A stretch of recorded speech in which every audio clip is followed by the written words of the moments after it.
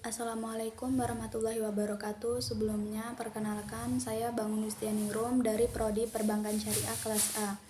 Di sini saya akan menjelaskan tata cara mengurus jenazah. Yang pertama yaitu memandikan jenazah, yang kedua mengkafani, dan yang ketiga menyolatkan.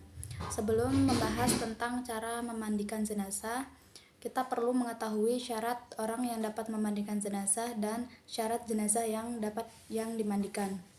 Yang pertama yaitu syarat orang yang dapat memandikan jenazah. Yang pertama, beragama Islam, balik, berakal atau sehat mental.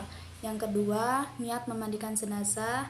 Yang ketiga, tahu hukum memandikan jenazah. Dan yang keempat, amanah atau dapat menutup aib jenazah.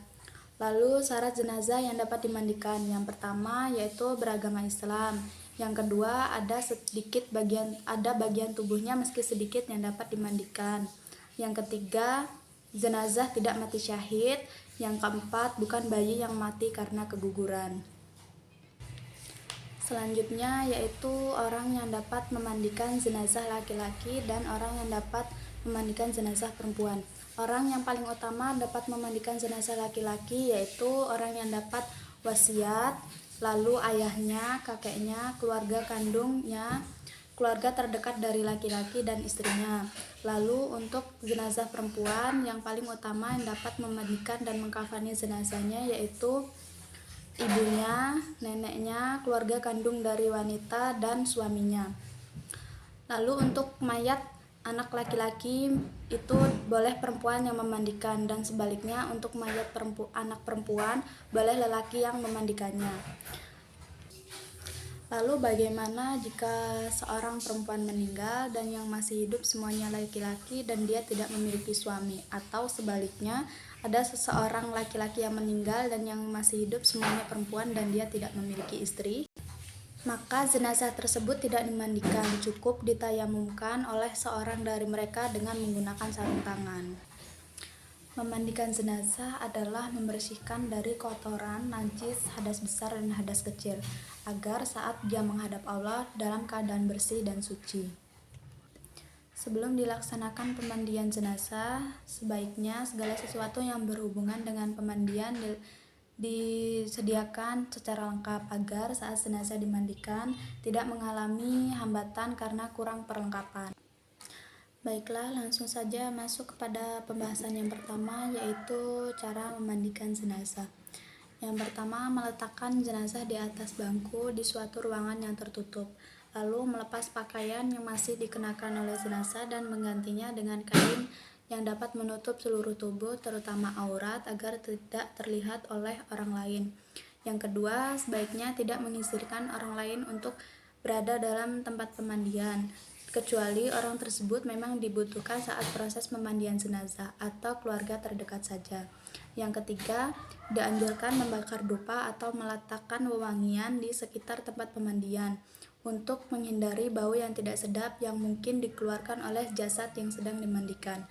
Yang keempat, petugas yang memandikan jenazah sebaiknya menggunakan sarung tangan agar tidak menyentuh kemaluan jenazah secara langsung.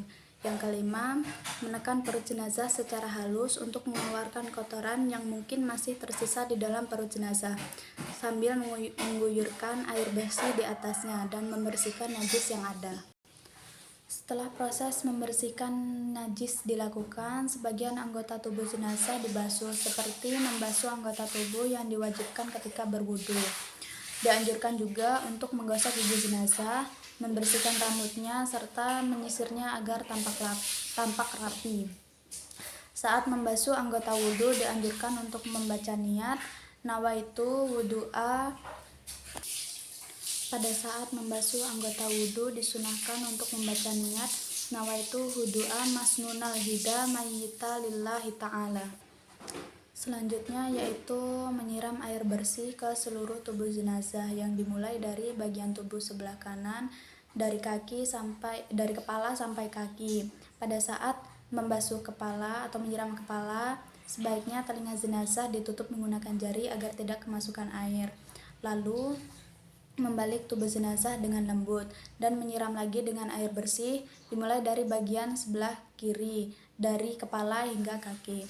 Saat siraman ini sebaiknya dalam hitungan ganjil seperti 3, 5, 7, atau bilangan ganjil lainnya sesuai dengan kebutuhan. Bersamaan dengan melakukan siraman yang pertama, hendaknya membaca niat nawaitu ada al-khusli an hadal mayyiti lillahi ta'ala.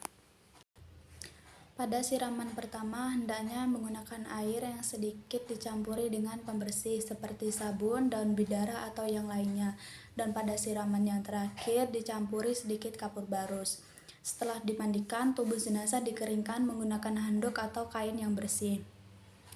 Apabila setelah dimandikan jenazah masih mengeluarkan najis, maka najis tersebut wajib dibersihkan, namun tidak perlu mengulang mandinya. Dan apabila najis tersebut keluar setelah jenazah dikafani, maka tidak perlu membersihkannya lagi.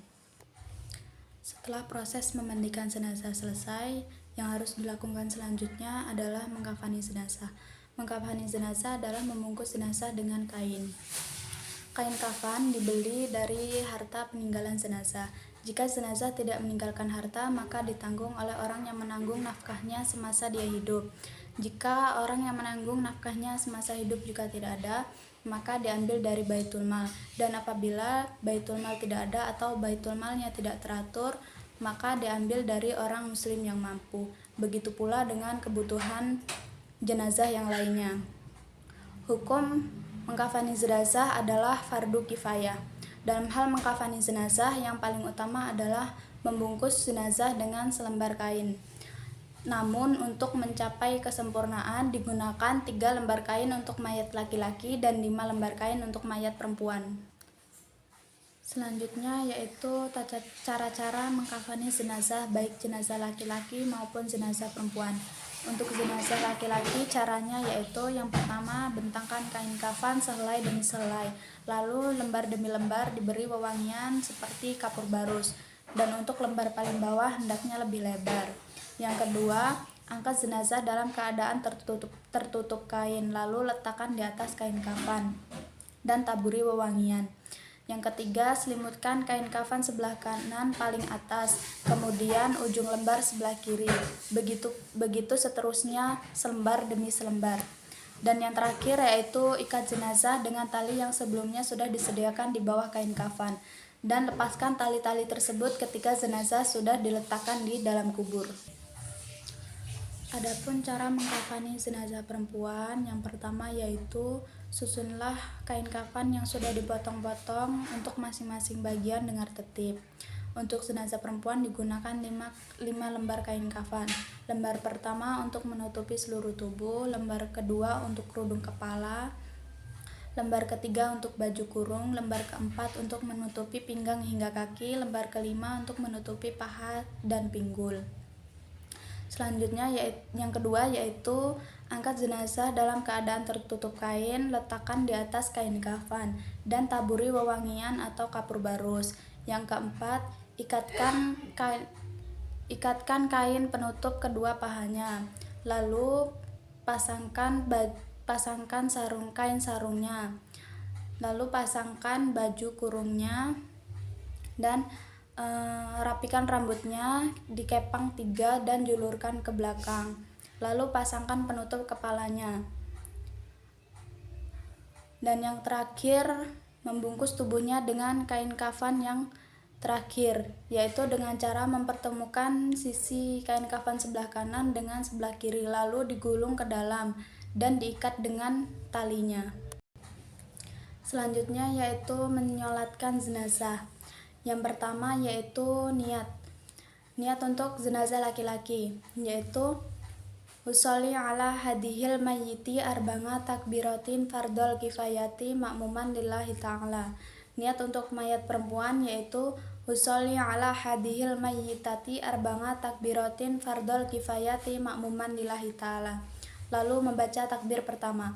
Setelah takbir pertama membaca Al-Fatihah, lalu takbir kedua. Setelah takbir kedua membaca sholawat Nabi sekurang-kurangnya Allahumma sholli ala Muhammad.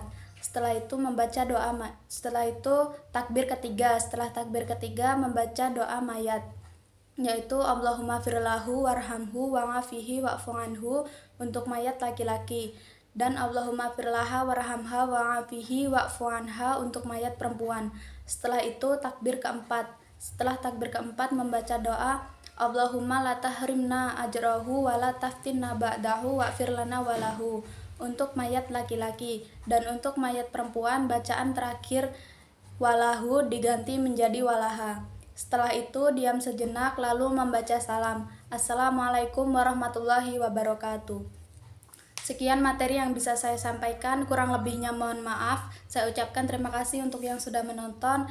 Saya akhiri, wabillahi taufik walhidayah. Wassalamualaikum warahmatullahi wabarakatuh.